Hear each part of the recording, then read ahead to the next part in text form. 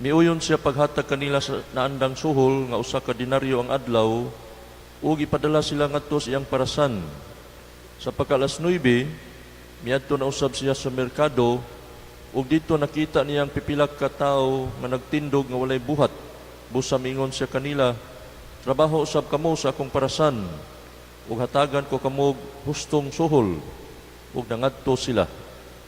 Unya sa pagka-alas 12 ug sa pagka-alas 3, mao gihapon ang iyang gihimo. Hapit na kadto mo alas 5 nga miadto siya sa merkado ug dito nakakita siya laing pipila ka tawo nga walay buhat. Siya nangutana kanila, "Nganong giusikan man ninyo ang tibuok adlaw?" Sila nanubag, kay wala may patrabaho kanamo." Ug mingon siya kanila, "Kung mao kana, trabaho usab kamo dito sa akong parasan." Sa pagkasahumsom na, ang tag-iya, miingon siyang kapatas, "Tawga ang mga mamumuo, ug hatagi sila sa ilang suhol. Unaha pagsuhol kadtong ulahing gipatrabaho, ug ipaulahi kadtong unang gipatrabaho." Ang mga taong misugod pagtrabaho sa alas 5 sa hapon, gisuhulan ug usa ka denaryo ang matag usa kanila. Busa sa pagduol na sa mga tao nga unang gipatrabaho, nagtuo sila nga labaw pang ilang madawat, apan ang usag-usa kanila gihatagan usab og tag sa ka denaryo. Gidawat nila ang ilang suhol ug nagbagutbot sila batok sa agalon. Miingon sila, "Kining mga tawhana nga ulahi mong gipatrabaho, nagtrabaho lamang sulod sa usa ka oras, samtang kami nagtrabaho sa tibuok adlaw ug napagba sa kainit. Apan bisan pa niini, imo silang gihatagag samang suhol nga imong gihatag kanamo." Ang agalon mitubag sa usa kanila, "Migo, pamati, wala ako maglimbong kanimo, kay miuyon ka man sa suhol nga usa ka denaryo ang adlaw. Karon, dawata ang imong suhol ug pauli sa inyo. Mao'y akong gusto nga kining tawhana nga ulahing gipatrabaho hatagan sa samang suhol nga akong gihatag kanimo. Wala ba di ako'y katungod paggamit sa akong kwarta sumala sa akong gusto? O nasina ka ba hinuon kay ako manggihatagon man?" O gitapos ni Hesus ang sambingay sa pag-ingon, "Busag kadtong naulahi, mahiuna, o kadtong nahiuna, maulahi." Mga igsuon, ang ebanghelyo sa atong Ginoo. Manglingkod sa mga kadiyot na yung buntag kanatong tanan atong pakpakan ang Ginoo, no? Kay siya maayo, ay gugma walay katapusan. Ani na kita sa kauhaan nga simana sulod sa tuig ning adlaw Miyerkules din ang atong ebanghelyo. Nagisgot kini sa una pasidaan, warning sa mga apostoles nga mo'y unang gipatrabaho, mo'y unang nahimong tinun-an, nga pasidaan kini nga sa ilang pagkauna nga tinun-an, dili gyud sila magpasigarbo sa ilang kagalingon kuno nay maulahi nga mahimong mga sumusunod og tinun-an sa Ginoo. Og warning sinis mga Hudiyo nga mao'y unang gipili sa Ginoo. They were first chosen by God. Dili sila magpasigarbo kung sa ulahi doon na niya mga mahimong mga pinili sa Ginoo. Kay kining mga Hudiyo, they became children of God by reason of election. Pero kitang mga Hintil, we become children of God by reason of the sacrament of baptism. Naulahi kita pagtawag sa Ginoo. Pero doon ay giingos portihon, all men, no matter when they come, are equally precious in God. Kaya ang tanang mga tao, bisag kanusa pa sila nahimong tinun-an, kanusa sila ni sugod pagtrabaho sa parasan sa Ginoo, kanusa sila nahimong mga sumusunod ni Kristo, espesyal kitang tanan at tubangan sa Ginoo. All men, no matter when they come, are especially equal to God. Ikaduha, nga ang Ebanghelyo, nagisgot kini sa pagkamakiangayon sa Ginoo. God is just. Kay miuyon ang mga mamumuo, mga trabahador, sa suhol nga usa ka denaryo ang adlaw. Dunay kasabutan. Unya, mituman ang amo. Mihatag siya sa usa ka denaryo sa mga taong nagtrabaho. Wa siya gisupak. Pero dito lang na kaning dunay mga kasina.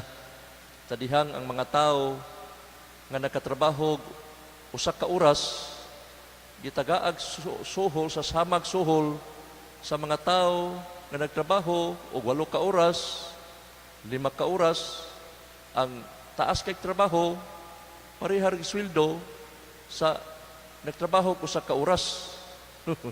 Ingon dayon ang kaning mga tao nga nagtrabaho sa mga 8 ka oras, 5 ka oras, kini ang nagtrabaho og usa ka oras gitagaan mag usa ka denaryo kaning amoa kay dugay gumig trabaho dako gini imong madawat sus pagdawat nila silang sweldo pareha mang nadawat sa nagtrabaho og usa ka oras. Gibati sila og kasina. Pero miingon ang amo, migo, wa ko maglimbong kanimo kay miuyon ka man sa suhol nga usa ka denaryo. Nakauyon man ta. Wa gyud ko gisupak nimo. Wa gyud ko makasa nimo. Pero nigawas imong kasina tungod kay ako manggihatagon man. No? Nindot kining puntuha kay ang Ginoo dili lang makiangayon. He is not only just, but He is above all generous, merciful. Kay kung tagaan niya ang kaning tao nga angay niya, nga swelduhan na siya sa trabaho nga balik sa kauras. Doon naon niya yung mga pamilya, mga anak nga magutman.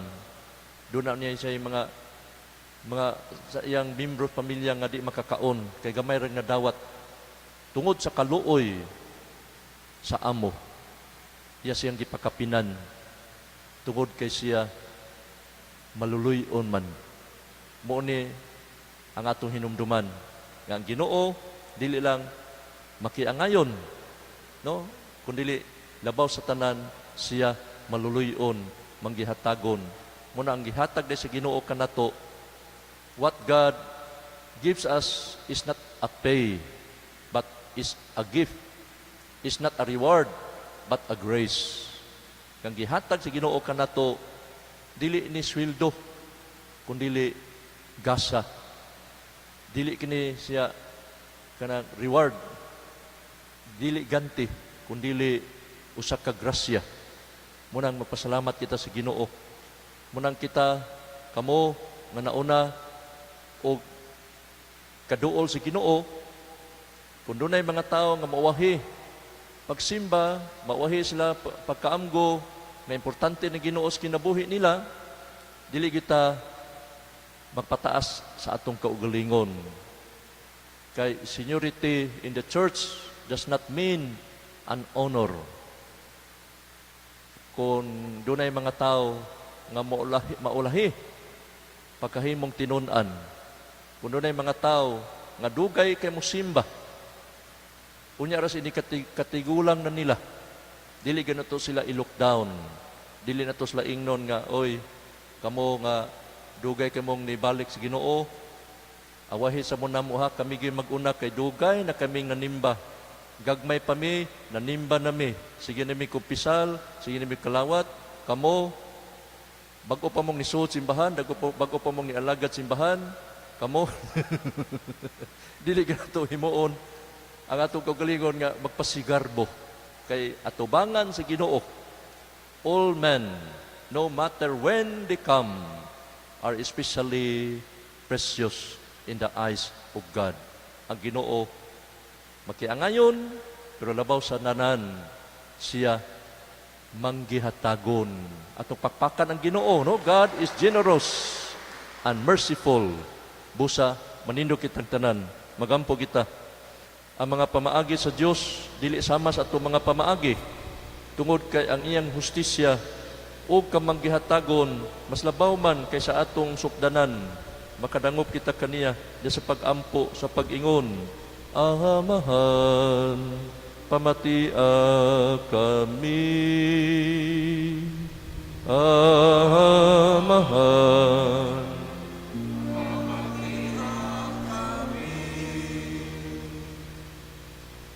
Nga ang simbahan, pinaagi sa iyang mga misyonero og mga magwawali, magmadasigon og malahotayon musangyaw sa ebanghelyo sa Ginoo. Magampo kita.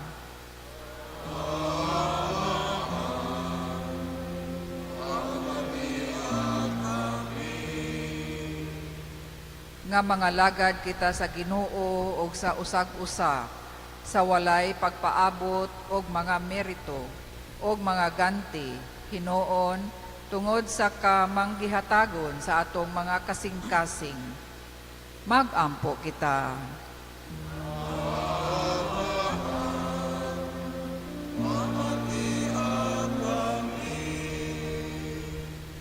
Nga sila nga walay trabaho, makakitag trabaho sa labing madaling panahon. Magampo kita.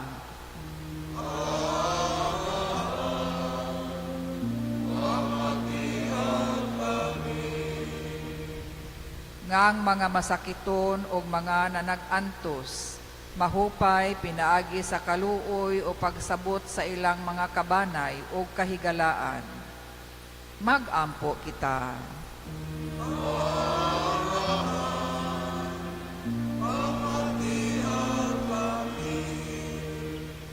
Nga imong tang isipon nga takos og mapuslanon alang kanamo ngang halangdong Teofilo ka momot mabayaw na ngadto sa altar sa mga santos. Magampo kita.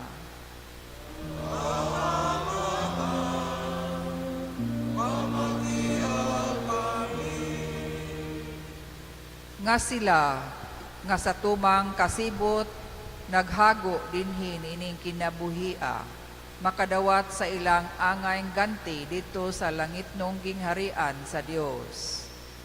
Magampo kita.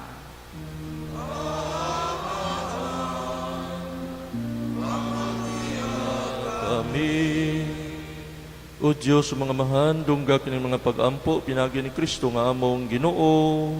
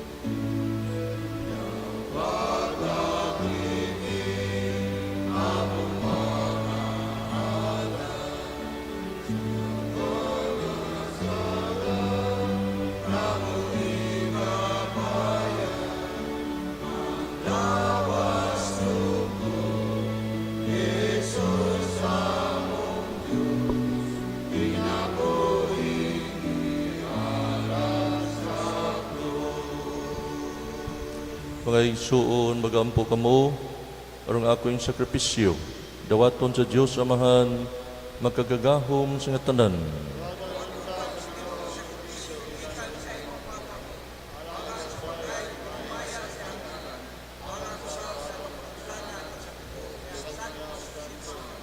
O Ginoo, sudunga nga maluluyon ang mga gasa nga mong gihalad dinhi sa sagrado nga mga altar sa pista ni San Ezekiel Moreno. Hatagi kami sa pasaylo, aron maghatag kami dungog sa imong ngalan, kini mong ipangayo, pinaagi ni Kristo among Ginoo.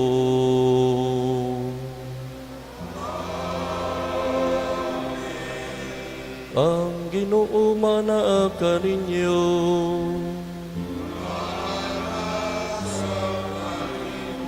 Ibayang inyong mga kasing-kasing. Magpasalamat kita sa Ginoo nga atong Dios. Santos nga mahal, Diyos nga tunhay magagagahom sa tanan, angay ug matarong gayud nga magpasalamat kami kanimo. Kanunay ug sa tanang dapit kay mong gitugot nga magsadya ang simbahan diya sa pista ni San Ezekiel Moreno. Sa ingon nimo kaming gilig-on, pinagi sa panig-ingnan sa santos niya nga kinabuhi. Imo kaming gitudluan pinagi siyang pagwali, gipanalipdan pinagi siyang pangaliya nga makapahimuot gayud kanimo. Ug busa uban sa panon sa mga anghel ug mga santos, nagaday kami sa imong kahalamdon sa walay hunong nga awit sa pag-ingon.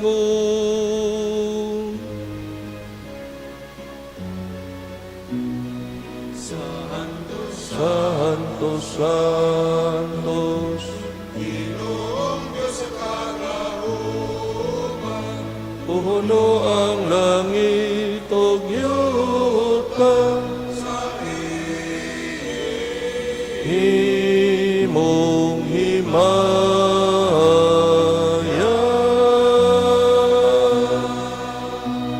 Hosana, Hosana, Hosana, itaas. Santos gid ikaw Ginoo, ang tuburan sa tanang kasantos. Ipadala ang imong espiritu aron pagsantos ng mga gasar mahimo kini alang kanamo nga lawas dugo ni Kristo nga among Ginoo. Sa pagpasakit siyang kaugalingon mikuha siya og pan. Mipasalamat kanimo, mipikas, mihatag na ngadto sa mga tinun-an ug miingon dawata kini ninyo nga tanan ug kana kay kini mga kong lawas nga itugyan alang kaninyo.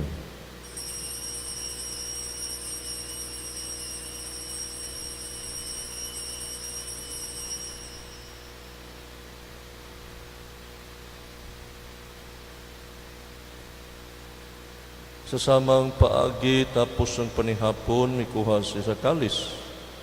Mipasalamat kanimo pag-usab, mihatag ni ngadto sa mga tinun-an ug miingon dawata kini ug panginom ka mga tanan gikan niini kay kini mao ang kalis sa akong dugo sa bag-ong tunhay nga kasabutan, ang dugo nga iula alang kaninyo ug alang sa tanang mga tao aron ang mga sala mapasaylo. Buhata kini aron paghandom kanako.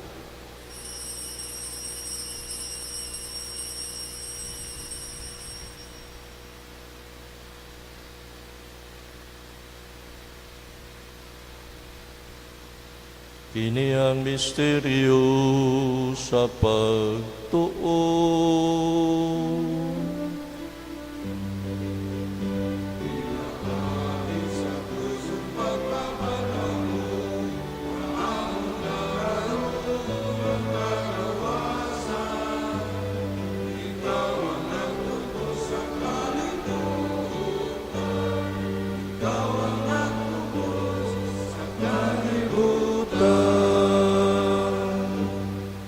Aron maghandom sa kamatayon pagabanhaw ng Kristo, nagahalad kami kanimo amahan. Nining pan sa kinabuhi ug kalis sa kaluwasan, nagapasalamat kami kanimo tungod kay mo kaming giisip nga ngayan nga matubang moalagad kanimo. Himua nga kami nga mga lawat sa lawas sa dugo ni Kristo magkahiusa dihan sa Espiritu Santo. Hinumdumi Ginoo ang imong simbahan sa tibuok kalibutan. Himua nga mahingpit kami diya sa gugma uban ni Leon sa Tupapa, ni Alberto among obispo sa tanang mga pari. Hinumdumi usab ang mga igsuon nga nangamatay, malaumon nga mabanhaw sila, ug ang tanan nangamatay diha sa imong kaluoy, dada silang tanan sa pagsudong sa kahayag sa imong naong.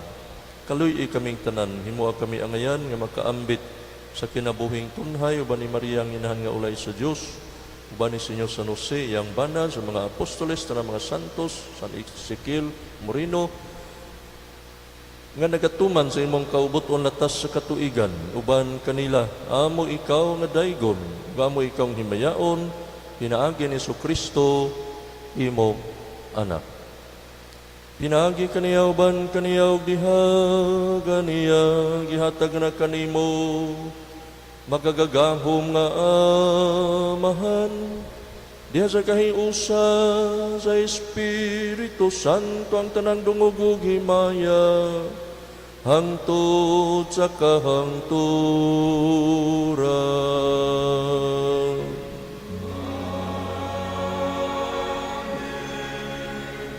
Karon magampo kita sa amahan atong awito ng mga pulong nga gitudlo ka nato ni Kristo atong manunubos.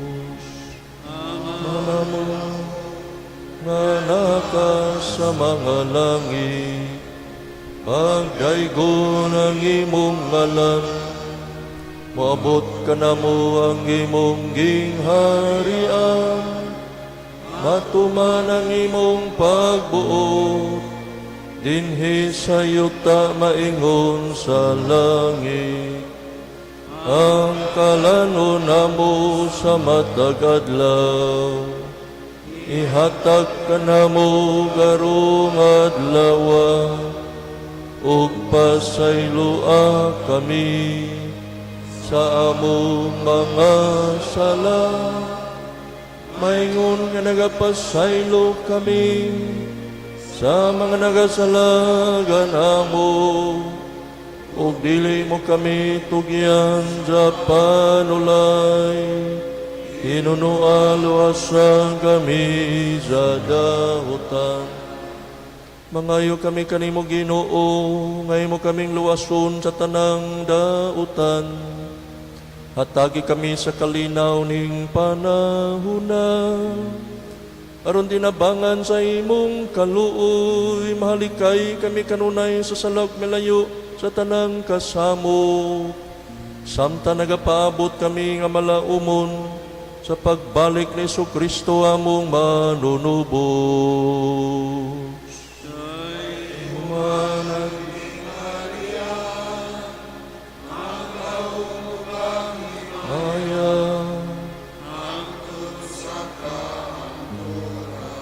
Ginoong Kristo, nagingon ka sa imong mga apostoles, ang kalinaw ibilin ko kaninyo. Ang akong kalinaw ihatag ko kaninyo. Ayaw tanawa nga mo mga sala, kundi ang pagsalig sa imong simbahan. Ug sibo sa imong kaubuton, hatagi kami sa imong kalinaw ug kahiusa. Ikaw nga buhi ug hari hangtod sa kahangturan.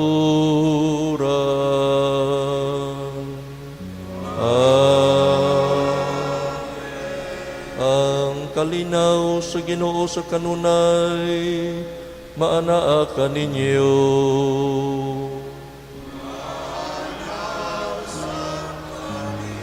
Karon ipakita ang timaan sa atong pagkamanagsuon ang panagdait na aking tanan. Peace.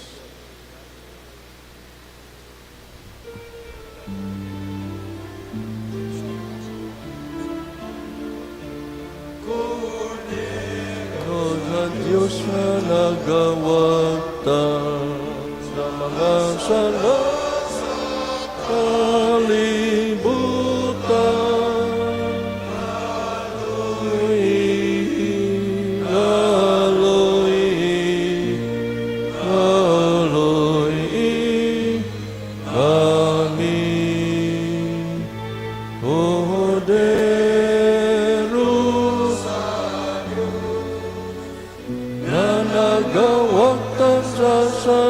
Sa kalibutan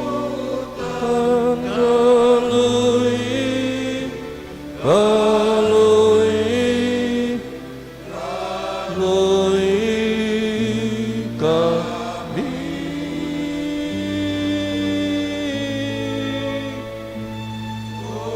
Yeah. Pero sa Diyos siya nagawagtang sa mga sala kalibutan.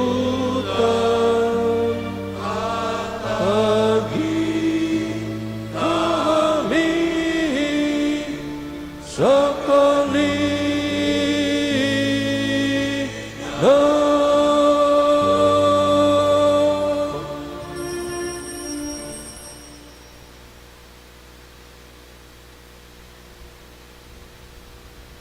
Mga igsuon mao kini si Jesus ang Dios sa Dios.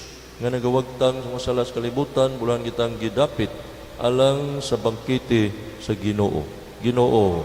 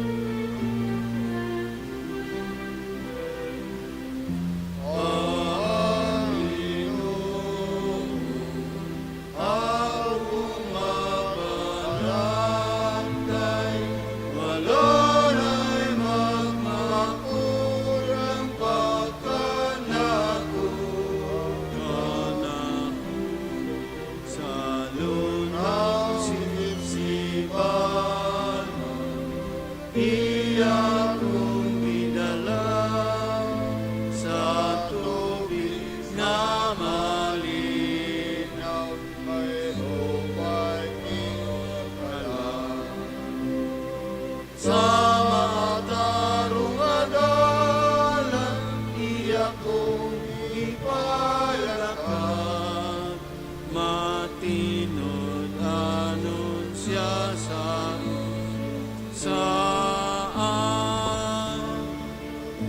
ug bisan mo taon ang landong sa kamatayon, wako'y katlukan kay anaa siya sa kanunay iya kong gibusog, taliwala sa akong mga kaaway. Kung sa panalangin sa adlaw nga tanan, magpuyo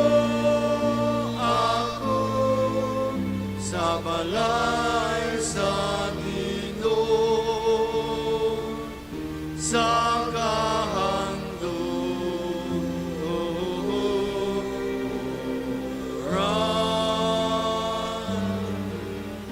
Magpuyo ako sa balay sa Ginoo,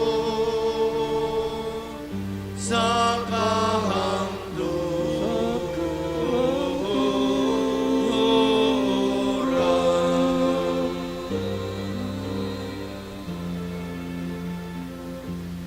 magampo kita. O Ginoo, human kami mabusog sa santos nga pagkalawat nga ngamuyo kami, nga tungod sa paniging na ni San Ezekiel Moreno, maningkamot kami pagsangyaw sa iyang gituuhan, o paghubad ngadto sa buhat sa iyang gitudlo, kini among ipangayo pinagi ni Kristo among Ginoo.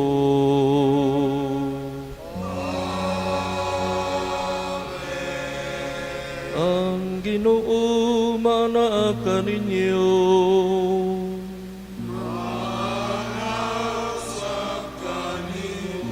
Manalangin kaninyo ang Dios nga magagagahom sa tanan, ang Amahan, ang Anak, ug ang Espiritu Santo.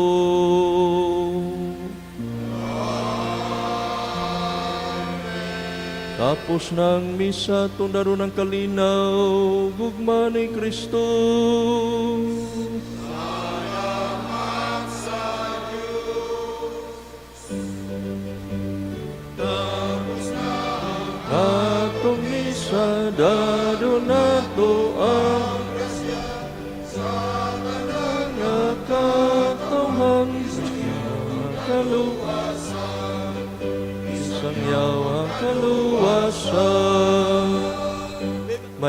buntag kanatong tanan tupakpakan na Ginoo, tanang nanganta, nanimba, labi na itong mga choir. Salamat kayo, lectors, psalmists, ministers. Have a beautiful and blessed Wednesday kanatong tanan.